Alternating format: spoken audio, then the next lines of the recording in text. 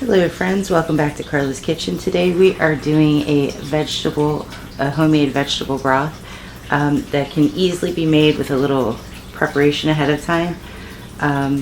What I do is, as I'm cooking with fresh vegetables, I save all the scraps into a gallon zipper bag in the freezer.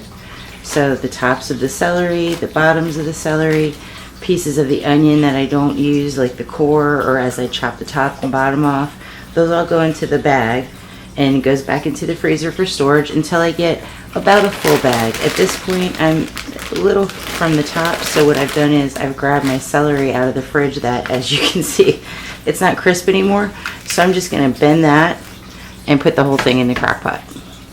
And then I'm going to fill the crock pot with the rest of my scraps from the freezer. It's okay if there's a little frost on there, not a big deal. There's even some onion skin in there attached to the onion tops, and that's fine. We're going to strain all this out when we're done, so it doesn't matter, we're just getting the flavor out of those. And I'm going to save this bag and start the process all over again. So every night as I start to make dinner, I basically just take the cast offs, put onto a paper towel off to the side, and once everything's, in the oven or on the stovetop, I go and get my bag out of the freezer, put the scraps in there, back in the freezer, and forget about it until next time. So now that we've got all our veggie scraps into the crock, make sure you choose a crock that's a slow cooker that's big enough to hold everything you've got here. Then we're going to go ahead and fill it, just plain tap water, pour over top of the veggie scraps. And we want to go ahead and fill the crock up. I may have to get more water. There's about an inch to go, so I could add a little bit more water. I won't do that right at this moment, but I'm going to do that before I get things started. Next, I'm going to go in with a little seasoning. Despite having onions in there, I'm going to add some onion powder. Just sprinkle it around the top. And then I'm going to go in with salt and pepper. And if you're watching your salt, you can completely skip the salt or just use less. Either way, it's your option. And the pepper.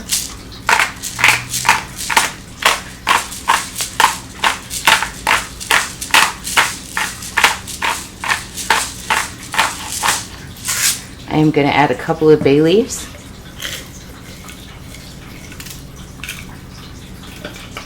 And then at this stage, I would say pick one of the three. You can either go in with rosemary, sage, and this is actually fresh dried sage from my garden, so I'm going to use that because I'm excited to get to use things that I've grown and dried myself. Or you can use some thyme.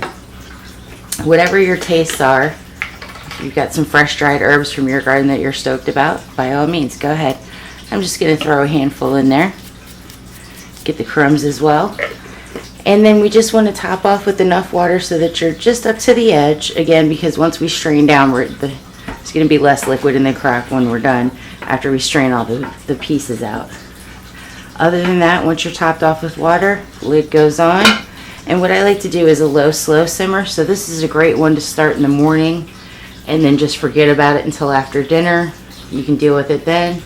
Or conversely, you can start it just before bedtime and deal with it the next day. If you're going on low, go ahead and let it cook 8 to 12 hours.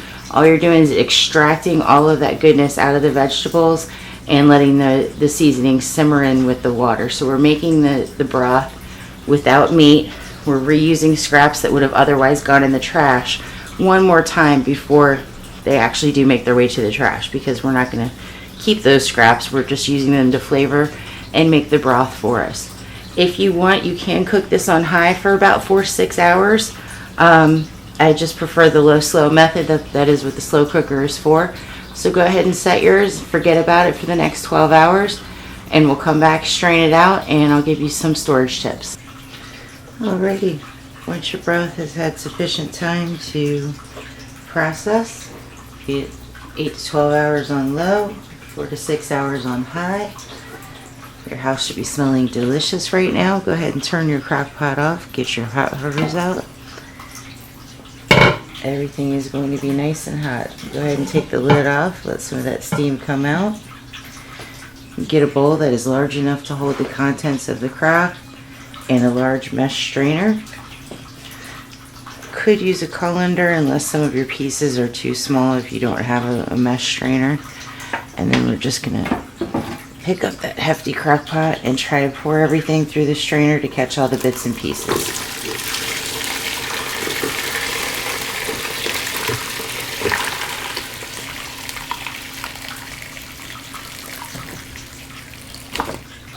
Go ahead and give your strainer just a little shake.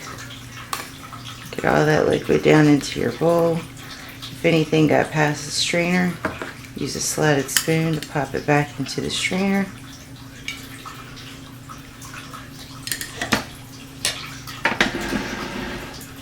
And look at that giant bowl full of delicious vegetable broth that we've made. Now, this can be stored tightly covered in the fridge. 5 days. I wouldn't go much more than 5 days on that. If you do have canning equipment, you can certainly can this and make it shelf stable. The other alternative is you can freeze it. And if you've got, large cube silicone molds, you could freeze little starters for saute pans, or it could be a soup starter if you wanted to. Alternatively, if you just use a zip baggie, you can also store it in that in the freezer. Caveat to that, if you're going to use the baggie in the freezer method, while the liquid is still in liquid form before it freezes, go ahead and put the baggie on a sheet pan into the freezer, and that will allow for flat freezing. Once it's frozen, you can then take the sheet pan out and just store the baggie in the freezer until you're ready to use it as a soup base or for any other dish that requires broth. So that's it, guys. Homemade vegetable stock. Thanks for watching today. We'll see you again soon. Bye-bye.